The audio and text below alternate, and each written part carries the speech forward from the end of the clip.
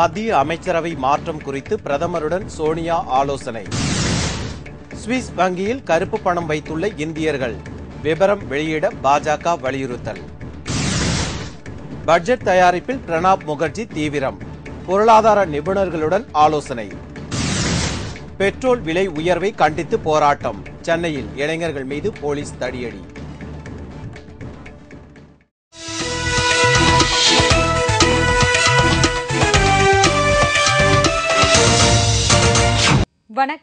வணக்கம்.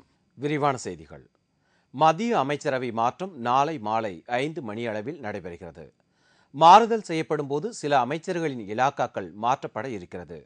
அதன்படி சுகாதாரத்துறை அமைச்சராக உள்ள குலாம் நபி ஆசாத் நாடாளுமன்ற விவகாரத்துறைக்கு மாற்றப்படுவார் என்று தெரிகிறது. எதிர்க்கட்சிகளை சமாளிக்க வேண்டிய பொறுப்பு நாடாளுமன்ற விவகாரத்துறைக்கு உள்ளதால் அனுபவம் வாய்ந்த ஆசாத் அந்த துறைக்கு நியமிக்கப்பட இருக்கிறார். தற்போது நாடாளுமன்ற விவகாரத்துறை அமைச்சராக உள்ள பவன்குமார் பன்சால் நீர்வளத்துறையை கூடுதல் பொறுப்பாக கவனித்து வருவது குறிப்பிடத்தக்கது.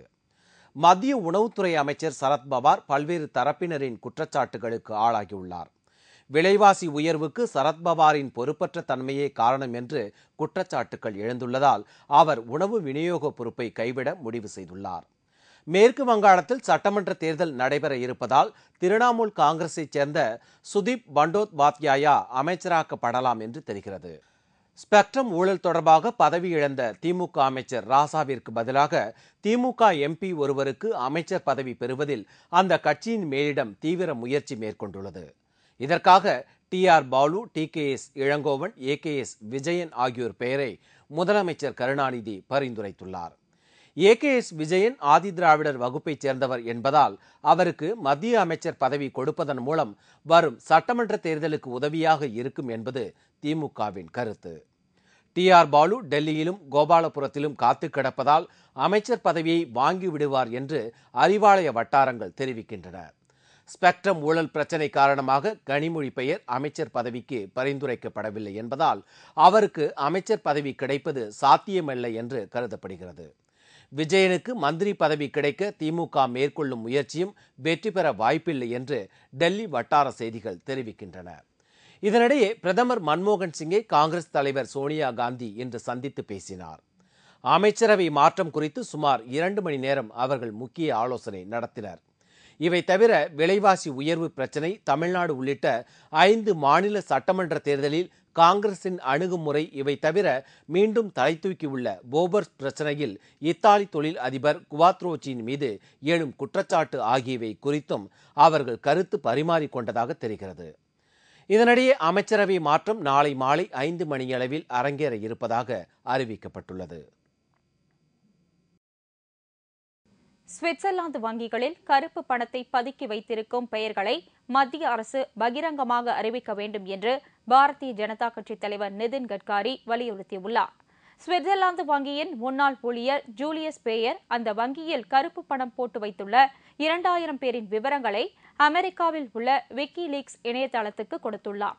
அமெரிக்கா, பிரிட்டன் மற்றும் ஆசிய நாடுகளை சேர்ந்தவர்கள் சுவிஸ் வங்கிகளில் ரகசியமாக பணம் போட்டுள்ளனர். இந்தியாவை சேர்ந்த யார் யார் பணம் போட்டு வைத்திருக்கிறார்கள் என்ற விவரத்தை மத்திய அரசு வெளியிட வேண்டும் என்று ஒடிசா தலைநகர் புவனேஸ்வரில் செய்தியாளர்களிடம் பேசிய நிதின் கட்காரி வலியுறுத்தினார். ஊழல் ஒழிப்பு கண்காணிப்பு துறைக்கு ஊழல் புகாரில் சிக்கிய தாமஸை தலைமை அதிகாரியாக மத்திய அரசு நியமித்ததற்கும் கட்காரி கண்டனம் தெரிவித்தார். मैं केंद्र सरकार से मांग करता हूं कि जिन लोगों ने देश के साथ बेईमानी की, विश्वासघात किया और ये कालाधन इकट्ठा करके, ये भारत के जनता का पैसा है, ये स्विस बैंक में रखा है, उन सब लोगों का नाम केंद्र सरकार को सूची मिली है, उनके नाम तुरंत जाहिर करने चाहिए। और अगर वो जाहिर नहीं कर रहे हैं, उसको अगर छुपाने की कोशिश कर रहे हैं, तो इसका मतलब ये है कि ये नाम जाहिर करने में उनको इसलिए संकोच हो रहा है कि शायद नाम जाहिर करने के बाद उनका मुंह काला होने की संभावना। பட்ஜெட் தயாரிக்கும் பணியில் மத்திய நிதி அமைச்சர் பிரணாப் முகர்ஜி தீவிரமாக ஈடுபட்டுள்ளார். இதற்காக பொருளாதார நிபுணர்கள், விவசாய சங்க தலைவர்கள் ஆகியோரை சந்தித்து அவர் ஆலோசனை நடத்தினார். புதுடெல்லியில் நடைபெற்ற இந்த ஆலோசனை கூட்டத்தில் பல்வேறு தரப்பினரும் சென்று கருத்து தெரிவித்தனர். இந்திய தொழில் வர்த்தக கழக பிரமுகர்களும் நிதி அமைச்சரை சந்தித்து தங்கள் கருத்துக்களை கூறினார்கள். பட்ஜெட்டில் பற்றாக்குறை அதிகம் இருக்கக்கூடாது என்ற கருத்தை பல்வேறு தரப்பினரும் தெரிவித்திருக்கிறார்கள். Some labor-intensive sectors like textiles, apparels, leather, chemicals, are not contributing enough. So that something needs to be done about that, and these sectors should be somehow incentivized. People also talked about, the growth in this country not being harvested by our neighbors, which means that that it's we shouldn't allow just our imports to expand. And one of the other major points that came up was on external. By the way, fiscal deficit was of course mentioned many times. Petrol விலை உயர்வை எதிர்த்து சென்னையில் இன்று போராட்டம் நடத்திய இளைஞர்களை காவல்துறையினர் தடியடி நடத்தி கைது செய்தனர். பெட்ரோல் விலையை மீண்டும் உயர்த்தி மத்திய அரசு உத்தரவிட்டது. இதனை எதிர்த்து நாடு தழுவிய போராட்டம் நடத்த முக்கிய எதிர்க்கட்சிகள் முடிவு செய்துள்ளன. மத்திய அரசில் அங்கம் வகிக்கும் திரிணாமுல் காங்கிரஸ் கட்சியும் பெட்ரோல் விலை உயர்வுக்கு எதிர்ப்பு தெரிவித்து போராட்டத்தில் குதித்துள்ளது.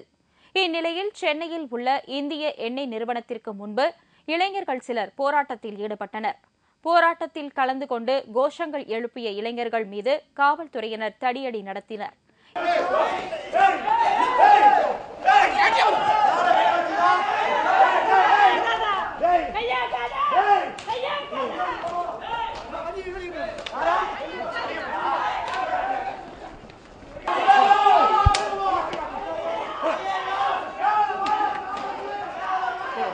இதனால் அப்பகுதியில் சிறிது நேரம் பதற்றம் நிலவியது. இத பண்ண தோழர்களை 5 பேர் தனியா மாட்டினவங்கள லட்டி சார்ஜ் பண்ணிருக்காங்க. தனியா எங்களை மறியல் பண்ணவங்களை அரெஸ்ட் பண்ணி கூட்டிட்டு போறாங்க. இதை கண்டிச்சு நாங்க மேல நடவடிக்கை எடுப்போம். இதுக்கு மக்கள் எங்களுக்கு ஆதரவு தரணும்னு கேட்டு போராட்டம் நடத்திய இளைஞர்கள் அனைவரையும் காவல்துறையினர் கைது செய்தனர். குடியரசு தின விழாவையொட்டி அணிவகுப்பு ஒத்திகை சென்னை கடற்கரையில் காமராஜர் சாலையில் இன்று காலை நடைபெற்றது. வரும் 26ஆம் தேதி குடியரசு தின விழா நாடெங்கும் உற்சாகமாக கொண்டாடப்பட இருக்கிறது. இதையொட்டி கண்கவர் அணிவகுப்புகள் நடைபெறுவது உண்டு. இதில் ராணுவ வீரர்கள், காவல்துறையினர், NCC மாணவர்கள் கலந்து கொள்வார்கள். இந்த அணிவகுப்பு ஒத்திகை காமராஜர் சாலையில் இன்று நடைபெற்றது. இதில் போலீசாரும் மாணவ மாணவிகளும் கலந்து கொண்டனர். மத்திய அமைச்சர் ஒருவர் உத்தரப்பிரதேசத்திற்கு சொந்த வேலையாக சென்றபோது அவருக்கு கார் வசதி செய்து கொடுக்க மாயாவதி அரசு மறுத்துவிட்டது. எனவே சைக்கிள் ரிக்ஷாவில் பயணம் செய்தார். மத்திய கிராமப்புற வளர்ச்சி இணை அமைச்சர் பிரதீப் ஜெயின் தனது சொந்த வேலை காரணமாக உத்தரப்பிரதேச தலைநகர் லக்னோவிற்கு சென்றார். மத்திய அமைச்சர் ஒரு மாநிலத்திற்கு செல்லும்போது அந்த மாநில அரசு அவர் தங்குவதற்கும் போக்குவரத்திற்கும் சிறப்பாக ஏற்பாடுகள் செய்வது வழக்கம். ஆனால் பிரதீப் ஜெயின் லக்னோவிற்கு சென்றபோது அவருக்கு மாயாவதி அரசால் கார் அனுப்பப்படவில்லை. இது பற்றி அமைச்சர் விசாரித்தபோது அவர் சொந்த முறையில் பயணம் மேற்கொண்டிருப்பதால் அவருக்கு போக்குவரத்து வசதி செய்து கொடுக்க முடியாது என்று மாயாவதி அரசு திட்டவட்டமாக கூறிவிட்டது தெரியவந்தது. இதைத் தொடர்ந்து மத்திய அமைச்சர் பிரதீப் ஜெயின் சைக்கிள் ரிக்ஷாவில் தனது பயணத்தை மேற்கொண்டார். हमारे संज्ञान में ये आया है कि जो आज़ादी के बाद से आज तक राज्य सरकार द्वारा केंद्र सरकार के मंत्रियों को और प्रतिनिधियों को जो प्रोटोकॉल मिलता था, जो सुविधाएं मुहैया कराई जाती थी, वो राज्य अतिथि का दर्जा उन्होंने निरस्त कर दिया. இத்துடன் செய்திகள் நிறைவடைந்தன. மீண்டும் செய்திகள் இரவு 10 மணிக்கு. உங்கள் பிரச்சனைகளுக்கு உடனடி தீர்வு காண 30134600 என்ற கேப்டன் டிவியின் தொலைபேசி எண்ணை தொடர்பு கொள்ளுங்கள். வணக்கம். வணக்கம்.